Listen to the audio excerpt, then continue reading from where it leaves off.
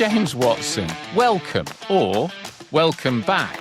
Actually, I think it's welcome back about the third time because our friends at Microsoft decided to update your security just as we started talking. So I don't know, somebody's conspiring to try and stop us from talking. So this is the re-recording of the episode 42 because we had a few glitches with that one, but I'm glad we're back here, and thank you so much for willing to sit down and talk to me yet again. So without any further ado, James, I think I'm going to hand over to you to introduce yourself. I know you very well. I'm going to put your LinkedIn in all of the descriptions of the different episodes, on Spotify, Apple, YouTube, etc. But just to set the scene, who is James Watson, and what have you been up to for the last few decades? Well, I'm many decades. I'm James Watson. Many people know me as Skippy. It was my nickname from rugby, but it's stuck with me through work. I, as you know, have been around this industry for 25, 30 years now and still going strong. But I started back in the financial industry at Reuters in Australia, subsequently moved to Sweden, then moved to London, New York. And then after New York, I left Reuters, which is about 14, 15 years, went to Bridge. They got bought by Reuters. Then I went to Silicon Valley, had a couple of years there. That company went out of business due to losing 3 people in the 9/11 attack in the windows of the world, which is super sad for everybody. But I think the company couldn't take that pressure. I subsequently then moved to Houston for a year, working Gosh, in... you did get about, didn't you? Well, it was really interesting. I asked my father this question. I said, Dad, when you were younger, you were offered, we were living in Bahrain. I said, you were offered a job to go and join, I think at the time it was ESSO. And I said, why didn't you do it? And he said, you know what, son, I was a man with 3 children and security was everything. And the Air Force was something he wanted to be in. He said, the difference with you is every time somebody throws a new opportunity at you, you grab it. And, I give that advice to my kids now to say, if somebody offers you an opportunity, even if it's going sideways, but it offers you a new route to the next thing, always take it. So I've always done that, to answer your question. I subsequently went to GFI, Lehman Brothers, Morgan Stanley, Societe Generale, and then also I ended up at FXall, ADS, God, listen to me, and then Tradition, where I had 7 great years. I was the global head of sales there and loved that. It was like a perfect. I mean, all of that, many splendid. I'm not going to say that checkered career because it was not a checkered. It was a wonderful career, but that long, very, a lot of different firms. Was data always at the center of that? Was market data at the center of all of it, or only in parts of it? Interestingly enough, it played a role in everything. So, for example, when I was one of the first 4 brokers on matching, I think you were working at Reuters then. Yeah. And whilst it was all about matching, the feed that came out of the back of it became an important part. So I've often been around the execution side of the business, but every time, even at Lehman Brothers, all of the data from electronic equity trading went into Lehman Live, and that drove the analytics for the TCA. So and this is one of the points, we're going to talk about a few things today, and one of them being the modern pricing of data.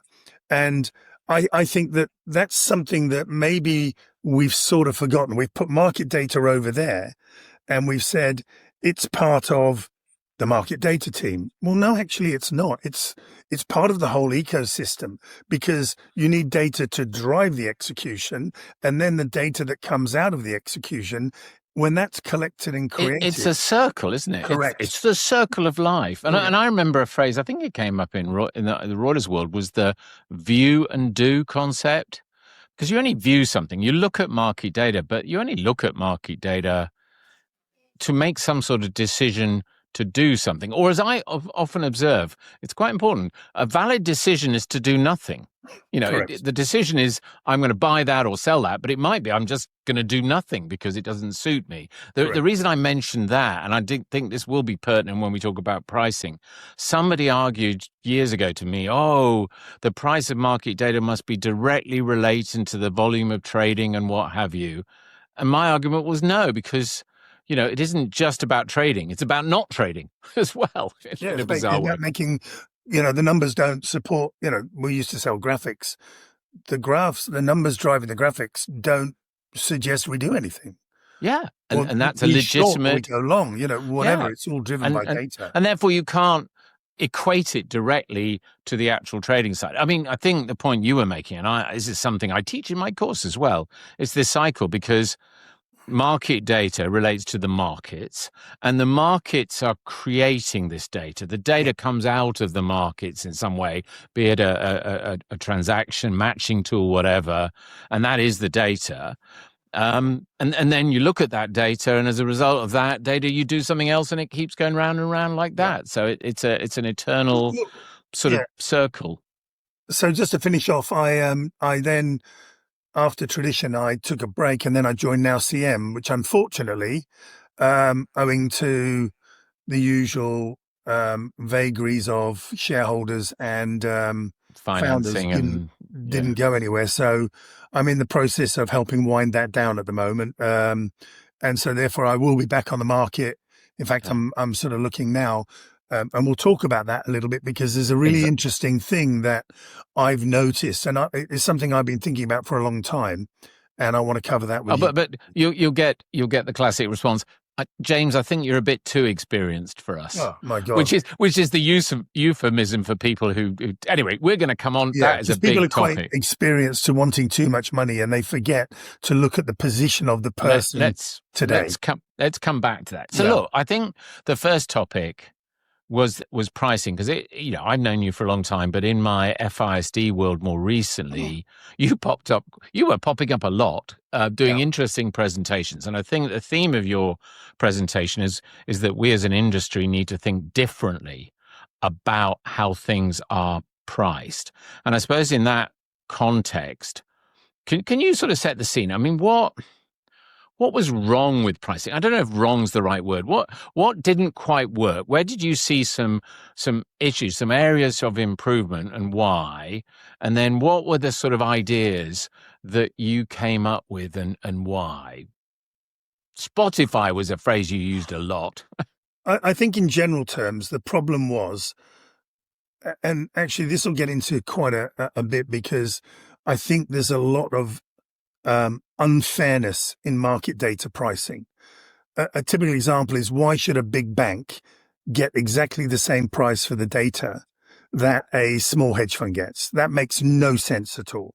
And I'm going to talk a little bit about that. But one of the issues that I identified when I was asked to join another company, one of the things that they asked me to do was look at pricing and look at how we could do things differently. And I felt that we were trying to, in the market as in general, everyone was trying to sell blocks of data.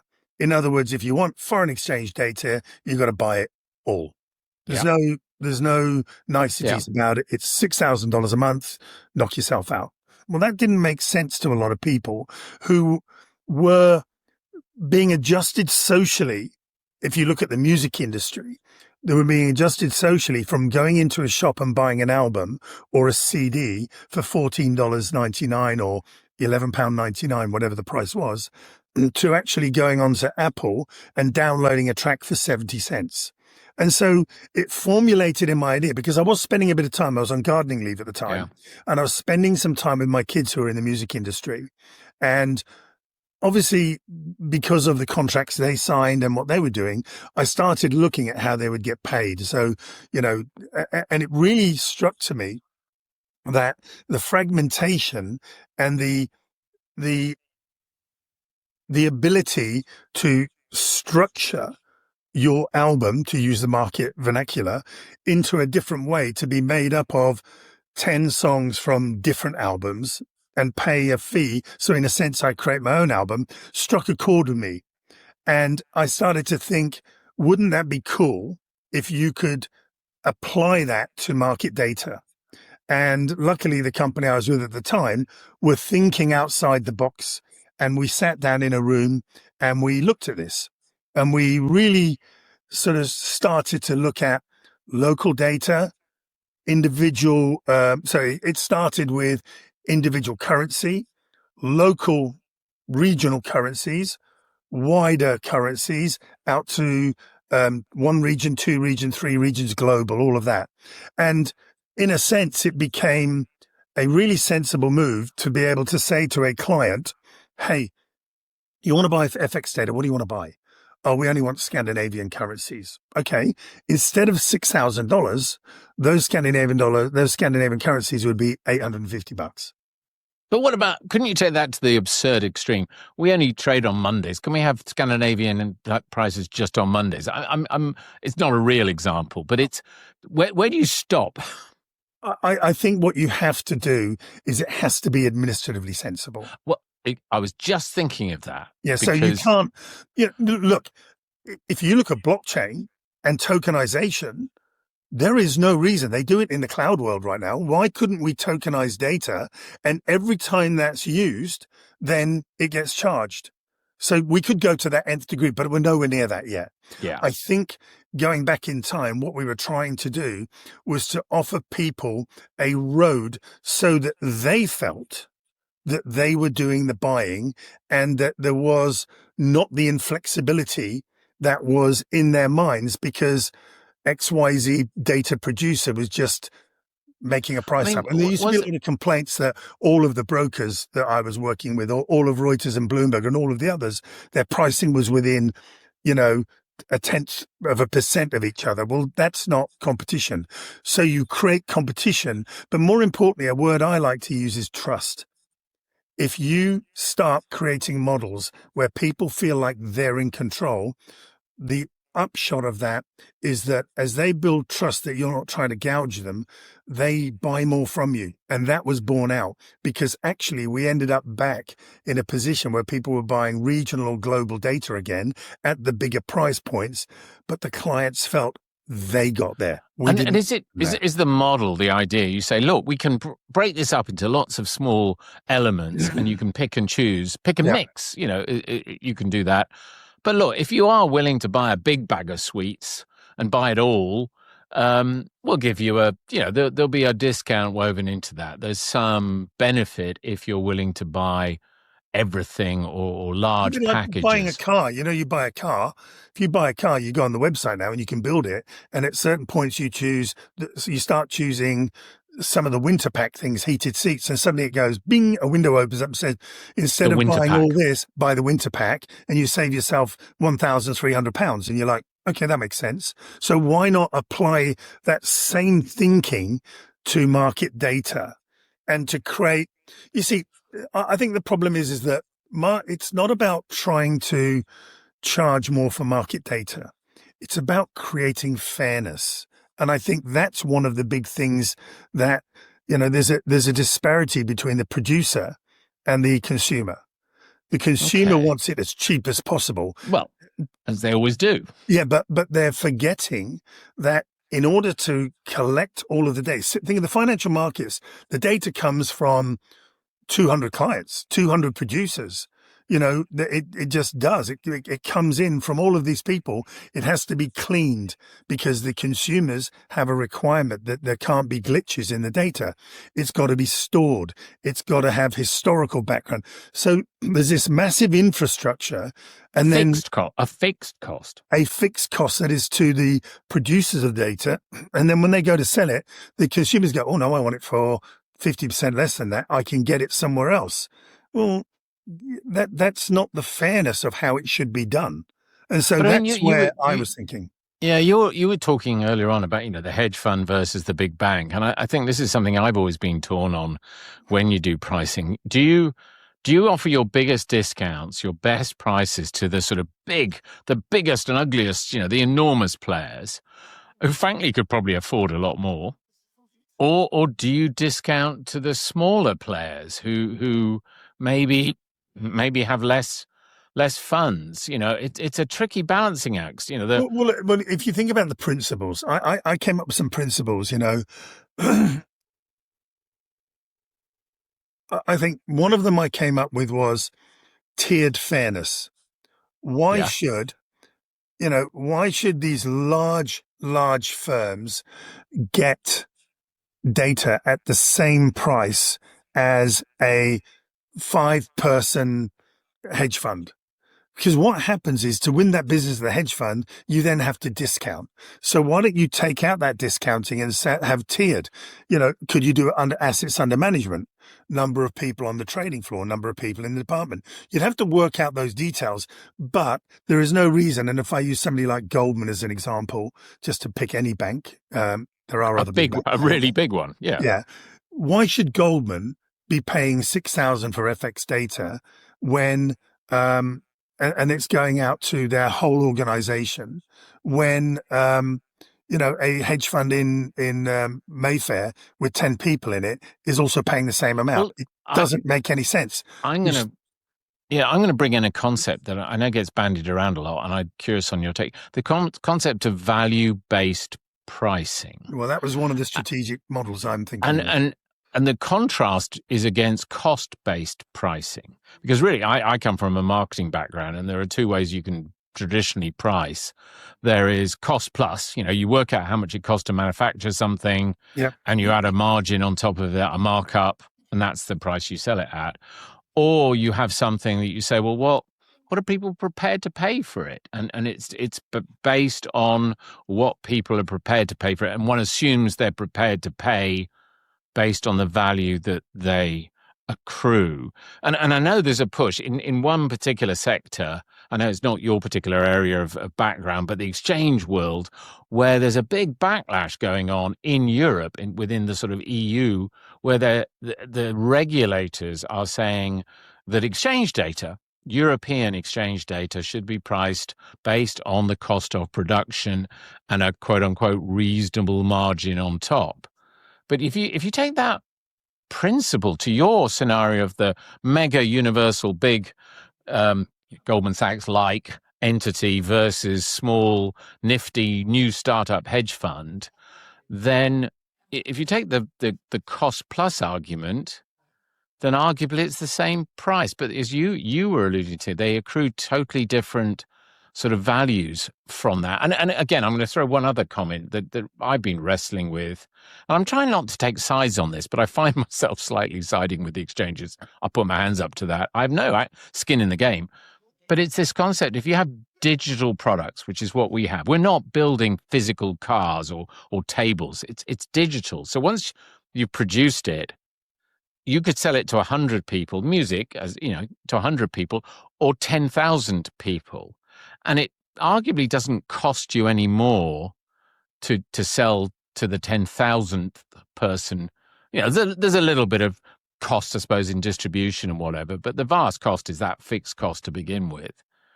And therefore, if you take that cost plus argument, I can't get my head around how that can work in our digital products world. You're even beginning to talk about tokenization. I don't know. Sorry, I'm throwing lots of thoughts at you. No. Look, I think the value-based revenue sharing is really important. I think that I started to play with this before I moved on from my previous role. The idea that, because I had a client come to me and they wanted, I think it was swaps data, interest rate swap data, and they wanted to knock us down to a price around about 1,000. I can't remember the numbers. But I subsequently read their annual report, and in their swaps trading, they made some ridiculous amount of millions. And I felt an unease that the fairness was wrong, that data is being used to drive their profitability, and yet they're screwing down on the data. Now, you could argue, they can say, we'll get the data somewhere else, knock yourself out, because are they getting the best value from an ESG point of view? Are they providing, if you take the ESG concept, are they providing access to their clients to all of the relevant data in the market? So is that fair? So I think that there must be a way to do this, and whether it's assets under management, whether it's profitability, whether it's you can look at people's annual reports, and you can set a price each year if you want to, or there Well, can be a clawback. and But it's it's going to be a brave company that does that.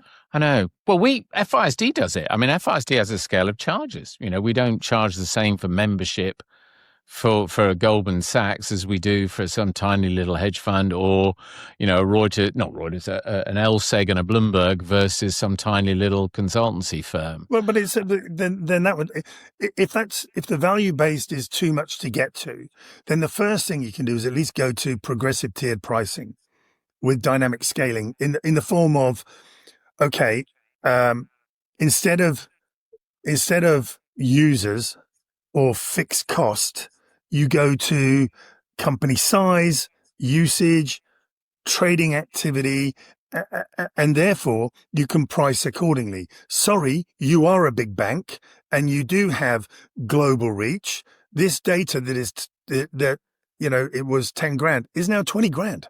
No, and you don't like it. And again, it's going to be a brave organization that says this, but I think the industry as a whole needs to look at how the pendulum is wrong. It's like that, and it should be like that, or at least like that. I agree with you, but I'm gonna throw in some things I've heard from the customer side of the equation. And you're right.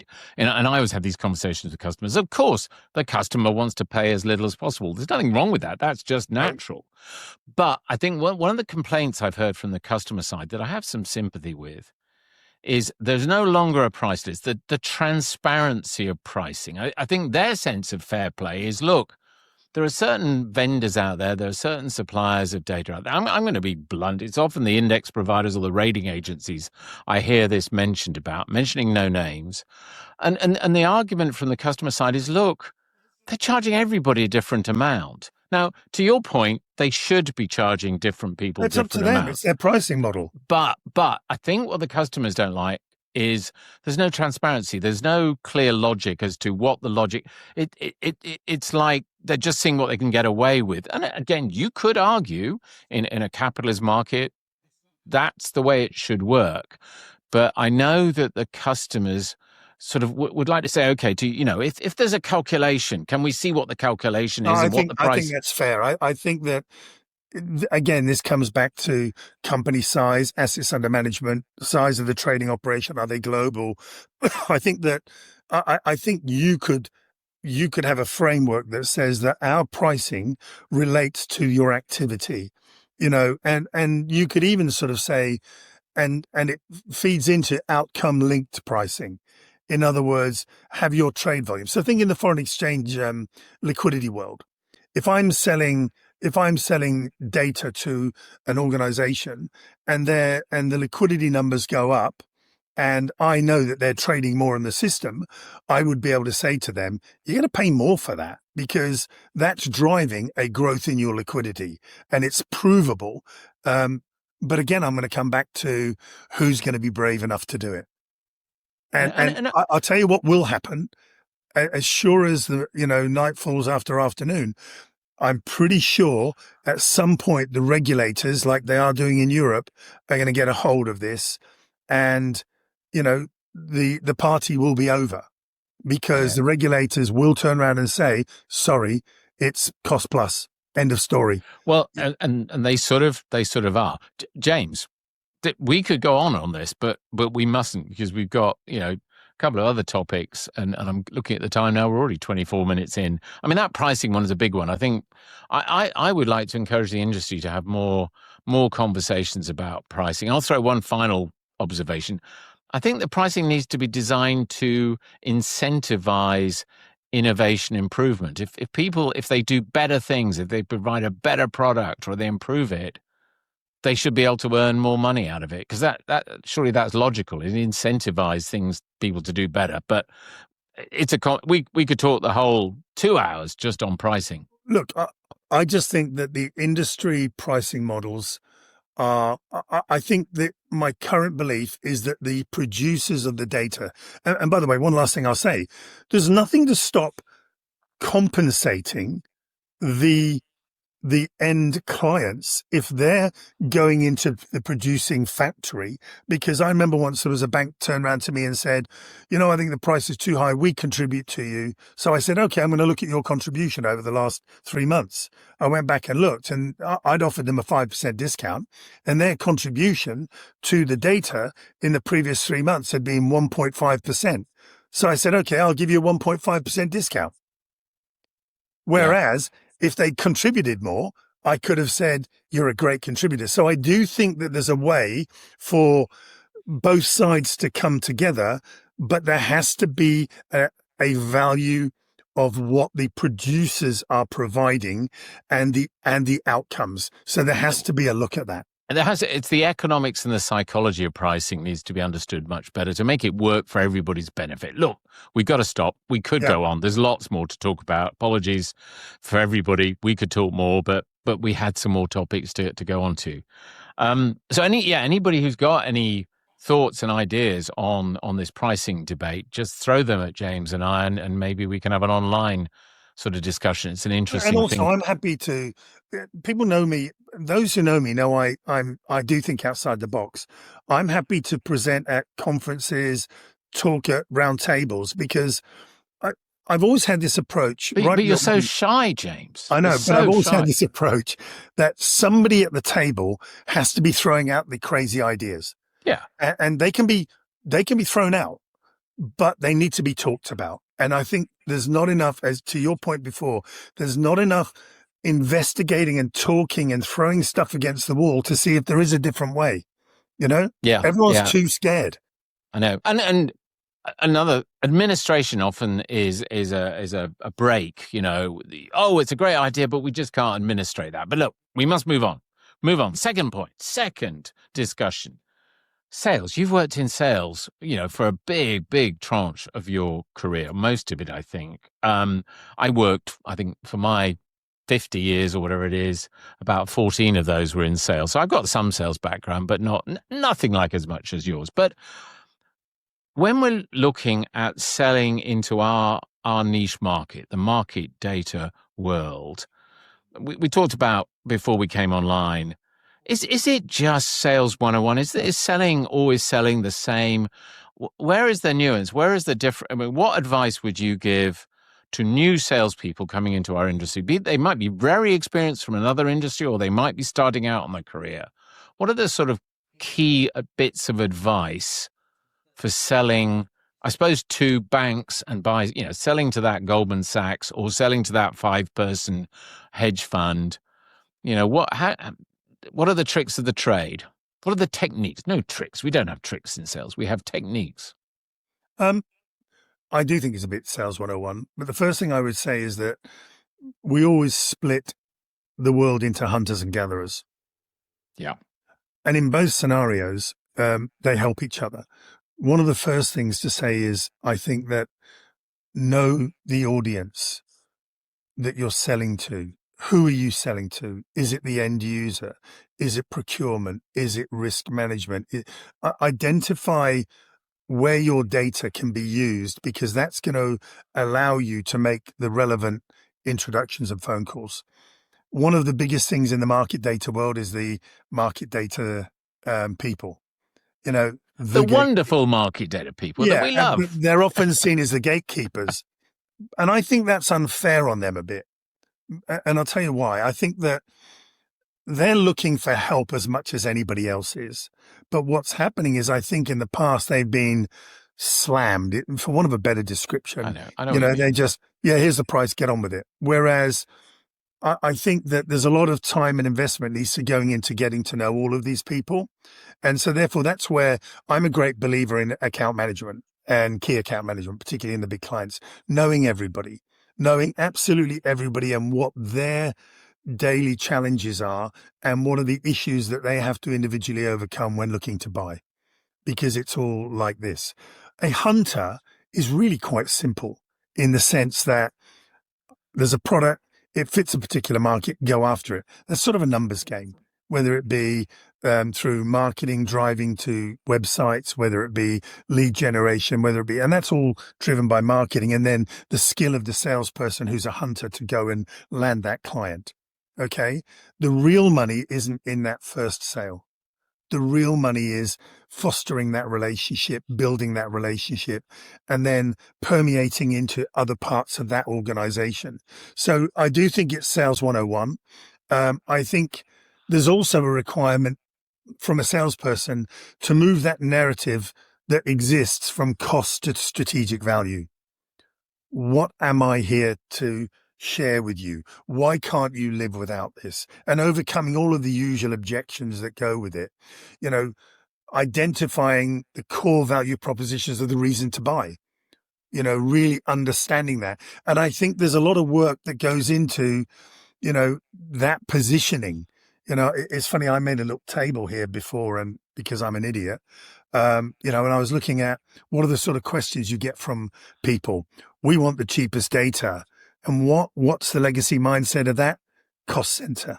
And you see it all the time. In the old days, you used to charge everything to one particular desk. Now that desk's saying, oh, I want to pay a part of it.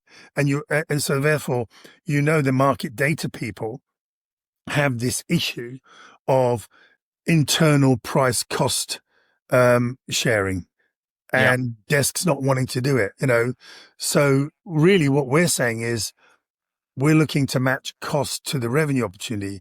If they pay fairly on usage, and not on arbitrary licenses, maybe that's a different pricing model to go to where you can do that, and that moves that cost mindset to investment mindset. We're helping you invest in your business. We're helping you by having this data. We're adding to your knowledge, and that knowledge will drive your decisions. Well, you just used two words there. I remember seeing a television documentary, and some guy, I can't remember, he said, does everybody know the difference between a cost and an investment? And if you pause on those words, I mean, you're spending some money. What's the difference between those two? Aren't they sort of the same thing, really? Is there a clear difference? If you think about it. No, I don't really think about it, but I do believe that, and I think there's a massive. It's difference. An attitude. Think about it. Cost is money out of my pocket. Investment is I'm happily giving my money because I expect a return and it's that ROI, isn't it? Value. ROI. The return on my investment is that I see this data as quality data. By using and utilizing it within my models, within my output, it's driving my output, then I have a positive outcome. But then again, we're using all these cliches. Is there the phrases like run the bank and grow the bank, all these phrases? But there's certain costs where you just need to spend them because that keeps the wheels turning. It doesn't necessarily increase the return on investment. But if it stopped, then things would grind to a halt and they'd lose money. Well, here's the interesting thing. Let's say you're buying data from one particular provider, and in comes a salesman from another provider, similar but not the same, and they want to sell you the data. What people do is they'll go, oh, I'm already paying elsewhere. And what they're doing is benchmarking, seeing if you'll drop it below to replace them. When a smart operator would go, I've already got this data. I know what's good and bad about this data I'm already buying.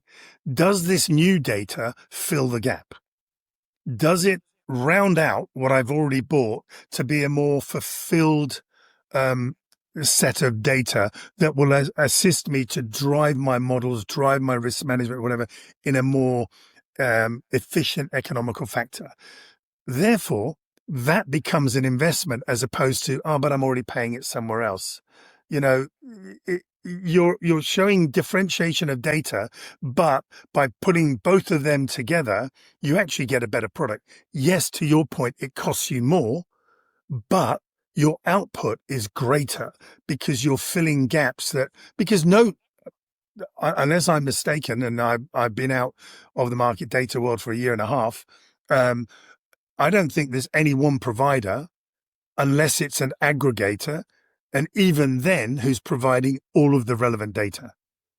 no. I mean, You have to go to multiple sources. So have a different approach on the multiple sources that is, to your point, I'm aggregating the data to the value and I'm creating an investment vehicle that will make me more money and be and more efficient. and I think those salespeople operating in the market today in 2025, in the last 5, maybe in the last 10 years, have had to focus on replacement strategies, because I think when we started out in the 80s, things were growing at such a rate Yeah. that banks were just, they didn't replace something. They had new stuff, new desks, new things, new everything. And they wanted to buy the new shiny stuff. Well, I'd like to know, I've always wondered when organizations have downsized the data, Yeah. so they had 3 providers, they've gone to 2.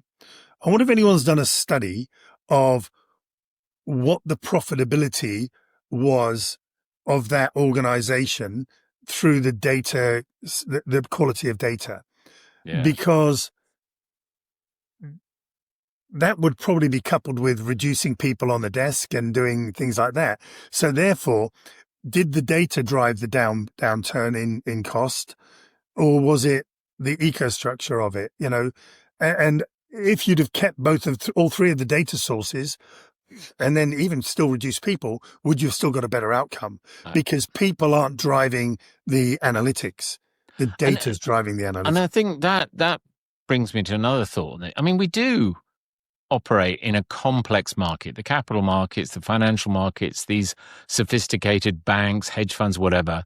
They're complicated organizations with very clever people sort of working within them. And again, you were talking about your hunter-gatherer, sort of the 2 types, but I'd throw in at least one other type, the specialist salesperson, because I think, be you a hunter or a gatherer, there's no way you can know everything about, and therefore there's a real skill in knowing when to bring in the specialist and how to work with that. I remember when I was working at City East many years ago at Reuters. Reuters, yeah. And we hired an equity sales specialist on the floor.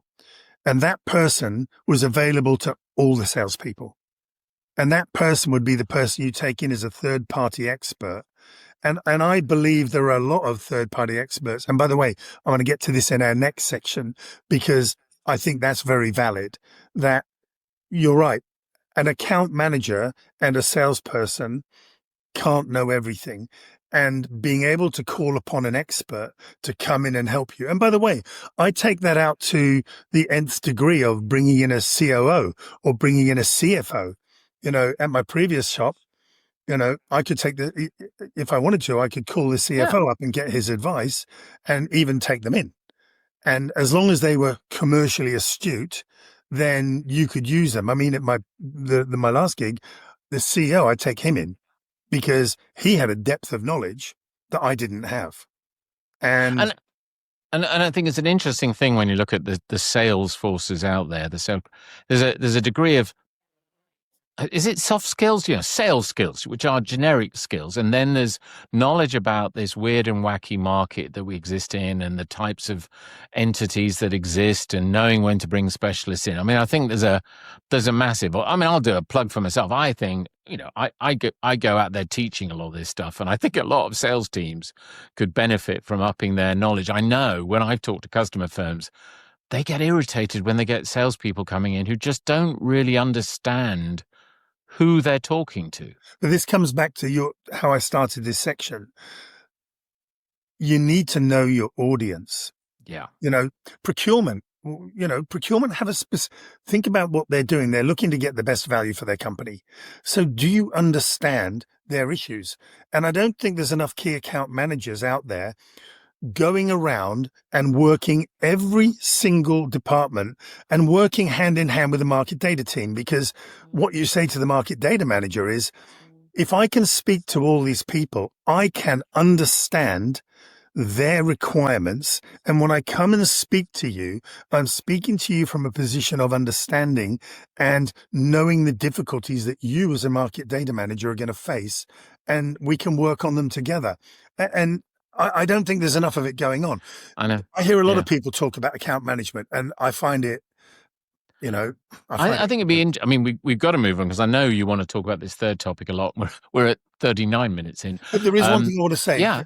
That I put down a little list here of what I think were, I called them tactical sales plays, and I started with it, discovery and qualification, really important. You touched on the next one, which is on my list, ROI, you know, translating the usage of the data into the revenue impact.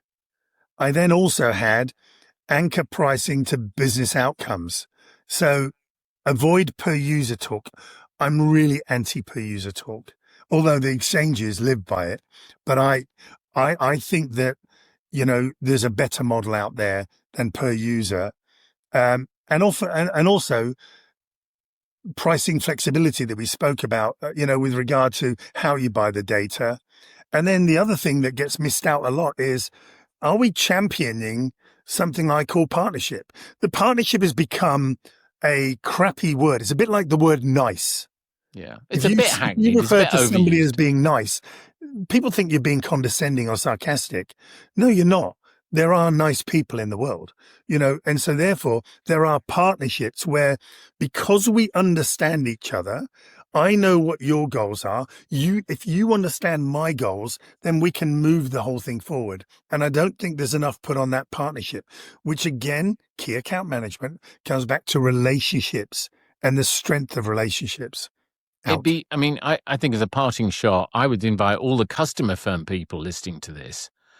What makes a good account manager? In other words, from your perspective, being on the receiving end, what works well? There's a good friend of mine, Jason Kalaris at Bridgewater, and he writes on LinkedIn a lot about his experiences with salespeople, some very bad ones. He doesn't name them, and then he talks about some really good ones. So, it's recognizing that. So anyway, look, we could go on and on this one. It's one thing I will say, there's not all salespeople are bad. There's some great salespeople. No. But this will lead into the next part, is a lot of the, and I'm going to use the word wisely, younger or less experienced salespeople look at the number and their target, and they're missing the bigger picture of building the relationships and building the ecostructure for them to be successful in sales. Being a bit more patient, looking at the longer term. But also managers have to be patient. Yeah, I think this is a natural. The pricing and the sales discussion were two very specific sort of tactical elements. But then I think the point that we want to talk about is, you got a few years under your belt. I've got a few years under my belt.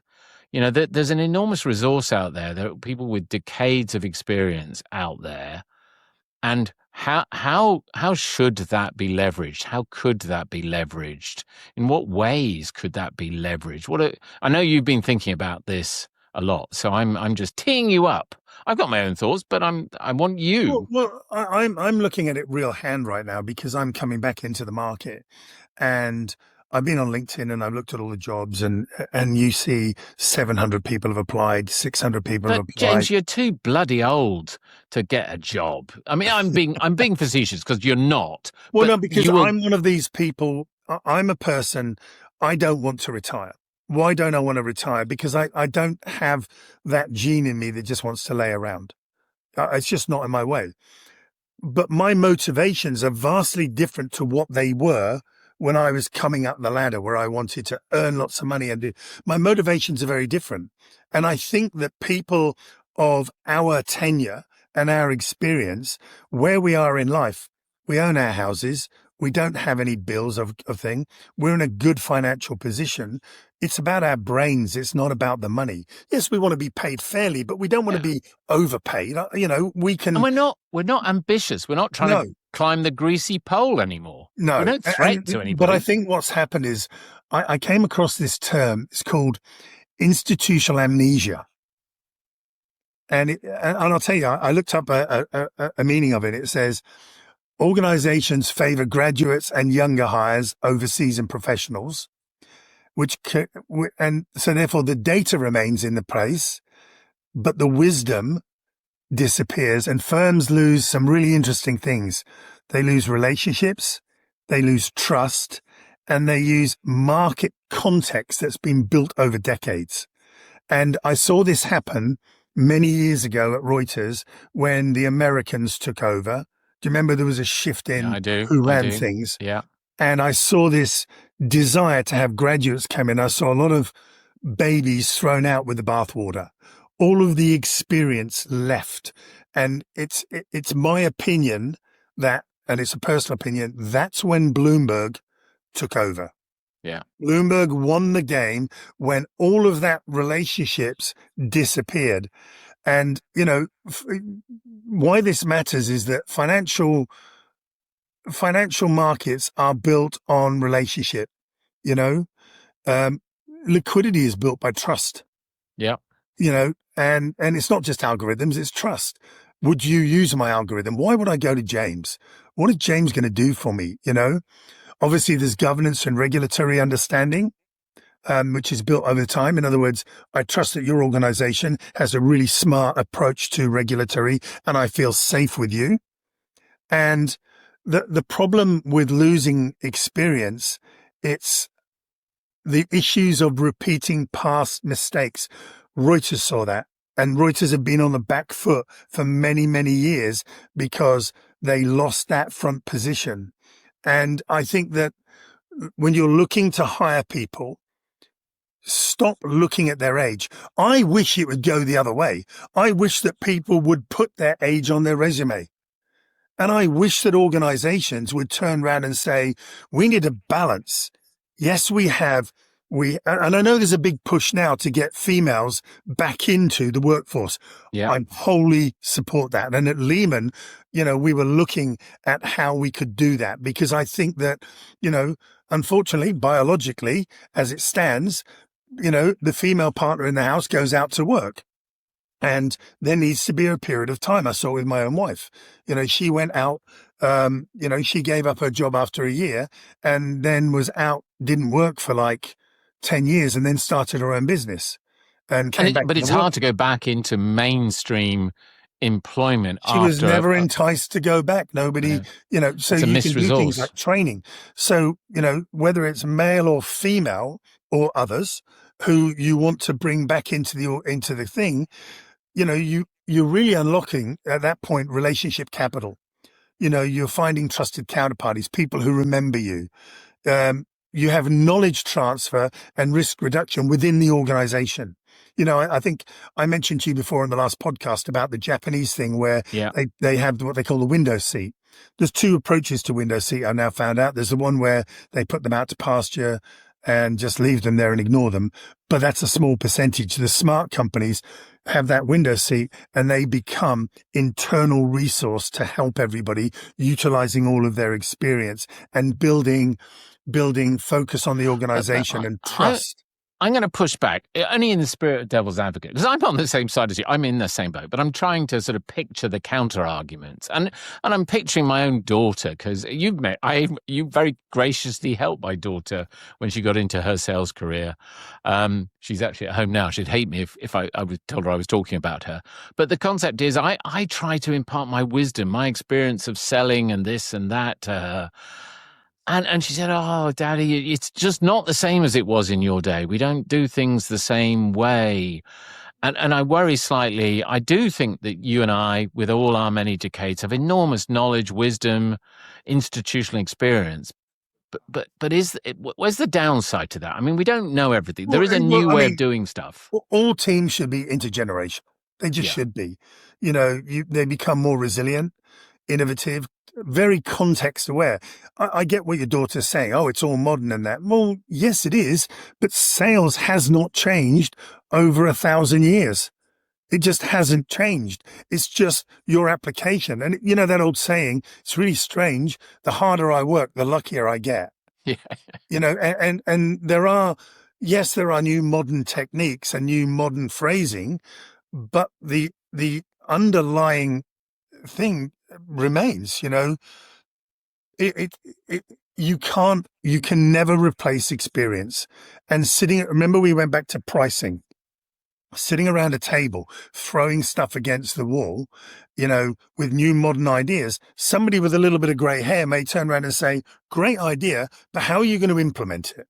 Yeah. And then what happens, the implementation outweighs the change. So you look for another direction. Or that person can give that person the confidence to say, look, let's pick a selection of clients and let's do this and let's start to move there carefully. But they're doing it from a position of having been there and done it. You know, everything's cyclical, David. You know, how we sold 20 years ago was changed 5 years later, and then it changed again another 5 years later. And then we went retro and we went back to, do you remember? We went back to getting back to basics. I do remember that. John I remember Parcells. presenting 10 years ago, okay, guys, we're getting back to basics, which really means basics is common sense. I mean, there's an awful lot of common sense in this. Correct. It's not rocket science. It's common sense. It's all, you know, there's all sorts of flowery sales books, but they phrase it in different ways, but it's sort of common sense. No, I've got a friend I work with closely, and he always amazes me. He's a younger guy. His drive is unbelievable. He's one of these who can pick up the phone and has a drive, but every minute of his day is organized. For example, he'll get the whole team at 11 a.m. to stand up, and they have 1 hour of power calling. And there's such an old-fashioned way of doing things, but they'll all make, their goal is to make 10 calls. And that idea is that we practice our pitch, we do this. There's also not enough training going on of the younger sales forces. And I think bringing a multi-generational person in can assist with that. You know, because we're running on time, the other thing I wanted to get in is, how do you get the older generation back to work? And how do you make sure that the younger generation don't feel like they're being usurped because they're not good enough? The first thing is or blocking. There's always that concept of blocking at the top, isn't there? The one thing, well, HR hold a lot of this in that, you know, HR look at your experience and they go, oh no, why are HR making decisions on who's going to hire? I don't get that. I just do not understand that. You know, be more, you know, they should be, the fact they sift through and take everybody out by degree. Oh, I've got a degree in fine art, or a degree in photography, or a degree in this, or social sciences. What about the person? What happened to the person in all of this? You know, the amount of times I've seen somebody with a 2-2 is a better human being and a more skilled person than the person who had a 2-1 or a first. I know, but I remember telling my daughter at the time, you need to get a 2-1 or a first. Because that filter, that Selection HR period. filter. I mean, but if we get back to hiring people, let's rethink the hiring models. So let's say somebody wanted to hire me and they said, James, can we have you come in 2 days a week, fractional working? Yeah. Okay, we'll pay you for 2 days a week and you come in, and this is what we want you to do, to overlook all the sales, look at the pipeline, give an outside view, whatever it is, to help the sales manager, who is often out on calls with their salespeople anyway. You know, rebrand the role of experience. So instead of just saying, you know, oh, here's James, he's an older guy. No, here's James, buckets of experience. And, you know, and also we're not expensive relics. You know, we can be paid based on a project. Give me a project. You're launching a new product. Give me a project. You know, reverse mentoring and knowledge transfer, blend seniorized insight with junior fluency. You know, to your daughter, I think that he sat with me and started talking to me about how she does things. I could then go, yeah, but that's great. What about this? Have you thought about that? You know, it's coaching and mentorship, which comes from experience and credibility, I think. And look, I don't think everyone of our generation is going to, you know, some people are going to want to go fishing. And that's great. That's fine. So it's not the majority. In fact, it's probably quite a small minority who want to stick at it and give back and what have you. And I think, you know, the government could help on this. I mean, there could be incentivizers, tax benefits, regulatory recognition, KPIs, you know, but we have to also fix culture bias, which is a really big thing in this that I never knew. You know, campaigns to get recruiters, you know, retrain recruiters that being 55 is not some death warrant. You know, it's and try and you say all that knowledge and resource and skill walking out the door and never to be seen again is a wasted resource. Now, it's a different resource. Where, at our 55 plus, in my case, 67, whatever, it's a different resource. It's not the same resource as a 25-year-old salesperson or a 35-year-old middle management, new man. There's different stages. And I think where that you're right, absolutely, I totally, but it's that intergenerational. It's not saying bring everybody back over 55 and have the whole company filled with everybody over 55. No. It's not that. It's I think the problem is, in a lot of cases, all the over 55s have been thrown out because of a sense that somehow they're past their sell-by date, they don't have the energy, and maybe they don't. You don't need to have all the same energy. You can still be useful without that. And I guess the other key thing is it's cheaper. I mean, that's what I hear time and time again. Yeah. It's like, and that's what I mean about the when I mention amnesia, it's all driven by cost, and yet the biggest problems that you have, you've got strategic risk. If you ignore that pool of over 55s, you're allowing a silent erosion of your organization because your relationships are going. Your competitive advantage, there's a lot of knowledge and helps with judgment. Crisis tested judgment has happened for people like me and you've been around a long time. Cost efficiency. I don't have to be expensive. You can get a lot of bang for your buck for somebody like me, either on a fractional basis, on a regular basis, which can save a lot of money, culture signals. I'm going to put a sticker on the video that says, James, you still there? You just froze. David, you froze. Well, it doesn't matter. As long as we can hear each other, the freezing doesn't matter. It'll come out on the video. Okay. But I'm going to stick a sticker on your video saying, "Gives us a job." I don't know if anybody will. Was that voice from the Black Stuff? I expect there is part of this that this is personal to me. Yeah, but actually, I talk to a lot of people of my decade, and we're frustrated that we're not being used, and that we all are in a very nice financial position that we are not required to slog and, as you say, climb the slippery pole. We're there to do a job. When you hire me to do a job, my focus is on doing that job. And that's all, and helping give back. I talk about giving back. I can give back to people and help them with their careers and guide them on their approach and become a really useful person in that organization. And I'm not alone. I talk to a lot of friends of my wife who are very clever women, and even they're struggling to get back in. With the cultural biases that exist in this day and age. It's like, come on, guys, look at the talent pool that exists and utilize it. And I see a lot of this is going on now because the way the government's changing this 2-year thing that there's a lot of fixed term contracts coming out now. Right. My daughter just signed for a big company. They put her on a 6-month fixed term contract. And then at the end of it, they'll put her on another fixed term contract. So it's not employment, FTE. No, so employ people like me on people like you. And many, many others come to us and say, listen, we've got a problem in this area. We need somebody sitting at the table who can help and can really look at this and desire. Now, you could argue you could get consultants, but consultants I could start a consultantship and then do it that way. But isn't it better that I then bring it into the company and I'm just concentrating on that company for now? And I sign the NDAs and I sign it and I'm with that company 2 days a week, maybe with a totally different company on something else another 2 days a week.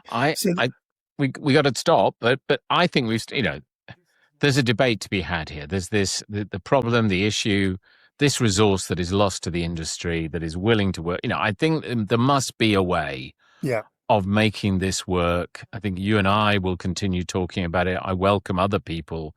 If we're mad, tell us we're mad. But again, there's different ways of skinning this cat. We can do it in lots of. You mentioned it could be consultancy. It could be.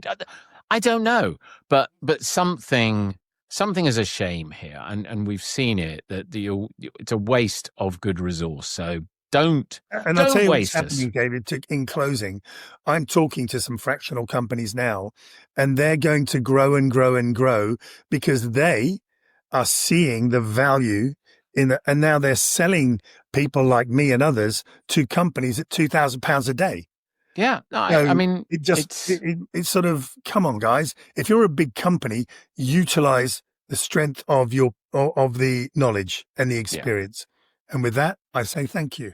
Well, I say thank you to you, James. You know, part two or round two or whatever we call it. It was a pleasure. So thank you very much. I My pleasure. will bid you farewell. I will stop the recording, but don't go anywhere.